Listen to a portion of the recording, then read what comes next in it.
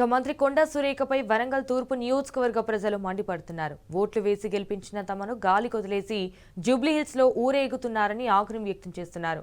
ఇటు Warangal దేశాయిపేటలోని water filter bed లో నీళ్లన్నీ ఫిల్టర్ చేయకుండా ఇంటింటికి సరఫరా చేయడంపై నిప్పులు చెరుగుతున్నారు. కలుషిత మురికి నీరు సీసాల్లో పట్టుకొని వచ్చి గ్రేటర్ వరంగల్ మున్సిపల్ ఆఫీస్ ముందు ధర్నాకు దిగారు. అయితే ఈ నీళ్లు మీరు మీ కూతురు తాగుతారా అని మహిళలు ప్రశ్నిస్తున్నారు. ఈ కలుషిత నీళ్లు తాకి తమ ఆరోగ్యం ఖరాబైతే బాధ్యత ఎవరిదని నిలదీస్తున్నారు.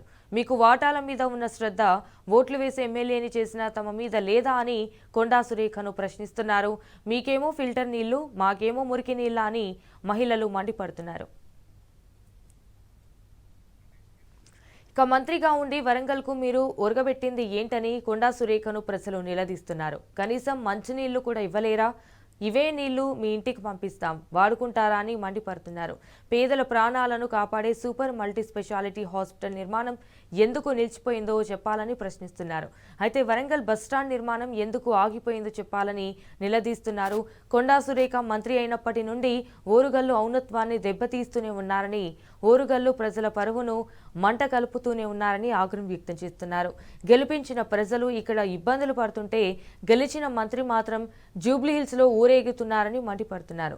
ప్రజా సమస్యలను గాలి కొదిలేసి ప్రజల ఆరోగ్యం పట్ల నిర్లక్ష్యం వహించిన మంత్రి కొండా సురేఖ గారికి ఆ పదవిలో ఉండే అర్హత లేదని వరంగల్ ప్రజలు స్పష్టం చేస్తున్నారు.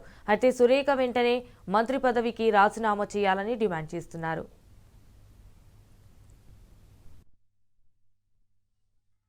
వారం రోజుల నుంచి ఇట్లా మురుగు నీళ్ళు వస్తాయి.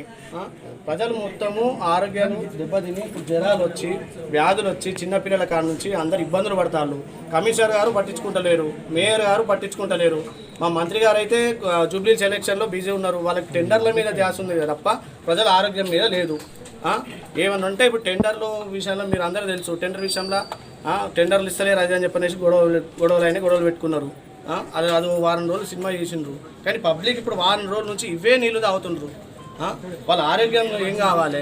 జ్వరాలు వచ్చి వాళ్ళకి చర్మ వ్యాధులు వచ్చి ఎంజిఎంలో పడ్డారు. చిన్న పిల్లల్ని కూడా ఎత్తుకొని వచ్చింది ఇప్పుడు ఇక్కడ జ్వరాలు వచ్చినాయని చెప్పనేసి అని. ముసలి వాళ్ళు 60 ఏళ్ళు 70 ఏళ్ళు ముసలి వాళ్ళు కూడా ఈ నీళ్ళు ఇట్లా వస్తాయని కూడా చూపిస్తుండ్రు వాళ్ళు. ఇవి దాగి వాళ్ళ పరిస్థితి ఏం కావాలి? కమిషనర్ గారు ఇప్పటికి మేము వచ్చి గంట అవుతుంది, కమిషనర్ గారు బయటకు రావట్లేదు, మంత్రి గారు అందుబాటులో లేరు, మేయర్ గారు రావట్లేదు. ప్రజలకు న్యాయం చేయాలి. వరంగల్ తూర్పు ఇప్పుడు ఆల్మోస్ట్ తూర్పు పశ్చిమ 66 డివిజన్లు గ్రేటర్ మొత్తం కూడా ఇదే పరిస్థితి. ఇంతకంటే ఘోరంగా వస్తున్నాయి నీళ్లు చెప్పాలంటే. ఇక్కడ వీళ్ళేమో అధికారులందరూ మంత్రి గారు అధికారులు వీళ్ళందరూ మినరల్ వాటర్ తాగుతారు. కానీ ఇక్కడ సామాన్య ప్రజలు వాళ్ళు మినరల్ వాటర్ కొనుక్కోలేరు. ఇవాళ మేము ఇవే నీళ్లు తీసుకొచ్చి ప్రతి ఒక్క ఆఫీస్లో ప్రతి ఒక్క అధికారికి టేబుల్ మీద ఇవే నీళ్లు వచ్చి మీద తాగమన్నాం. వాళ్ళు తాగట్లేదు, భయపడతారు ఆ నీళ్ళు. మరి ప్రజలు ఎట్లా తాగుతారని ఇస్తారు ఈ నీళ్లు? తాగాలి కదా వాళ్ళు కూడా. ప్రజలు తాగినప్పుడు వాళ్ళు కూడా తాగాలి. ప్రతి ఒక్క అధికారి నీళ్ళు చూసే భయపడతారు వాళ్ళు. ఈ వాటర్ని మేము హైదరాబాద్ కూడా పంపుతాము. జూబ్లీహిల్స్ బై ఎలక్షన్లో ఈ వాటర్ అక్కడ ఖచ్చితంగా ఆడ పబ్లిక్ చూపిస్తాం మేము పెయ్యి అవసరమైతే. ఇట్లనే జరిగితే మాత్రం హైదరాబాద్ జూబ్లీహిల్స్ పెయ్యి మరి మా సొంత ఖర్చులతో పెయ్యి మరి మా దగ్గర ఇంకో ఈ నీళ్ళు ఇస్తారు మా మంత్రి గారు. మీకు కూడా ఈ నీళ్ళు కావాలంటే మరి కాంగ్రెస్ని గెలిపించుకోండి.